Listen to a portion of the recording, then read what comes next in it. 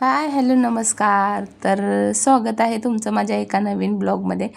तर आता आम्ही निघालो आहे बघा डीमार्टला, कारण की घरातील थोडंफार सामान संपलं आहे. त्यामुळे मग मुलांनाही कुठे जायला भेटत नाही. मग त्यावेळी जरासं डीमार्टला फिरून आणलं तर त्यांचंही मन समाधान होतं आणि त्यांनाही फिरायला बरं वाटतं. त्यामुळे मग मी निघाली की दोघांनाही घेऊन डीमार्टला निघाली. तर बघा इथं थोडा थोडा पाऊस चालू आहे. पावसाचं काही सांगताच येत नाही आणि मुंबईमध्ये पाऊस म्हटलं तर काही नाविन्य नाही आहे. कारण की दररोज एकदा सुरू झाला तर दररोजच पाऊस पडतो. तर आता निघालो डीमार्टमध्ये, अचानकच मोठा पाऊस सुरू झाला. परत थोडंसं गाडीवर भिजलोच पण. तर असं छान डीमार्टला आलो आणि जास्त लांब नाही आहे. थोडंसं म्हणजे एकदम 5 मिनिटाच्या अंतरावर डीमार्ट आहे, परंतु महिन्यातून एकदाच गेलं तर परवडते. दररोज दररोज जायला परवडत नाही किंवा महिन्यातून 4-5 वेळा जायला परवडत नाही. हे तुम्ही पण ॲग्री करता की नाही ते सांगा. बघा इथं डीमार्टमध्ये इथं सगळेजण पिझ्झा वगैरे घेतात आणि छान असतो पिझ्झा, परंतु प्रत्येक वेळी खात नाहीत आम्ही पण. तर बघा पाऊस आला, जोरातच होता आणि मग छत्री घेऊन आलो. तर छत्री घेऊन आलो. छान अशी बॅग, आपल्या बॅगी वगैरे पॅकिंग करून देतात ते सगळ्यांनाच माहिती आहे.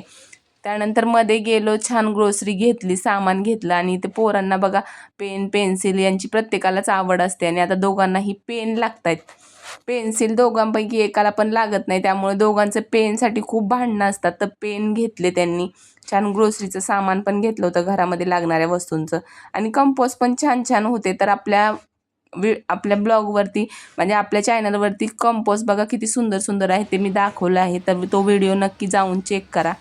तर नंतर बिल वगैरे केलं आणि बाहेर आलो तर पाऊस नशीब की बंद झाला होता. मग त्यानंतर आम्ही आता निघालो घरी, कारण की पिऊला ट्युशनला जायचं होतं. म्हणून आम्ही 1.5 तासात पटकन अशी खरेदी उरकली.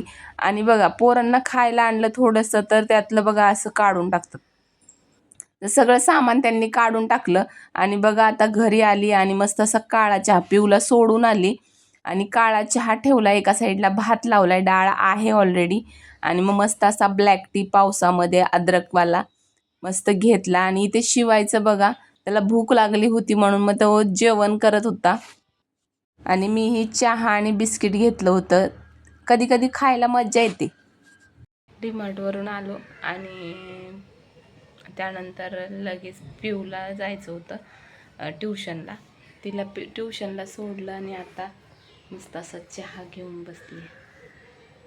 या तुम्ही पण चहा प्यायला. काळा चहा केलाय आणि आज बिस्किट खाणार. भूक लागली.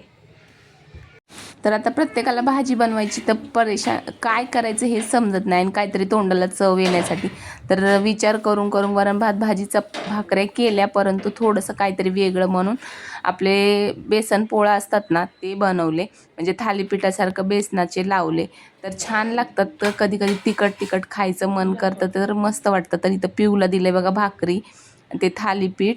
आणि म्हणजे थालीपीठ म्हणजे नुसता बेसन पोळाच आहे तो. कांदा, टोमॅटो, हिरवी मिरची, जिरं वगैरे सगळं तिखट, लाल मीठ, हळद सगळं टाकून बनवलेलं आहे.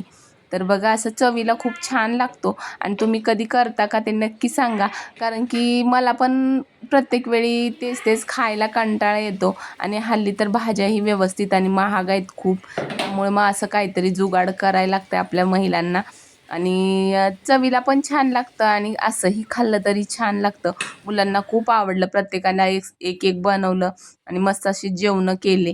तर बघा छान एकदम खरपूस रंगावरती भाजल्यावर मस्त लागतं. आणि दोघं जण घरात असले म्हणजे भांडणं होणार नाही तसं होणारच नाही. कारण की दोघं भाऊ बहीण आहेत म्हटल्यावर तुमच्या घरात होतात की नाही ते नक्की सांगा. तर असं छान बघा थालीपीठ लावायचं आपल्याला, चमच्याने सगळं पातळ करून घ्यायचं.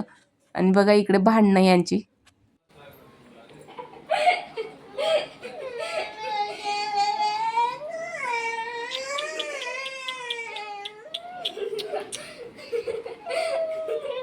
आणि मस्त तेल टाकून बघा खरपूस रंगावर हे बेसन पोळा भाजून घ्यायचा आहे आपल्याला.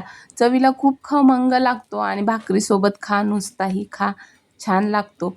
तर चला मग आता भेटूया उद्याच्या नवीन ब्लॉगमध्ये. आणि असं छान थालीपीठ गरम गरम आणि भाकरी सगळ्यांनी सर्व केली. व्हिडिओ आवडला तर लाईक करा, शेअर करा. धन्यवाद.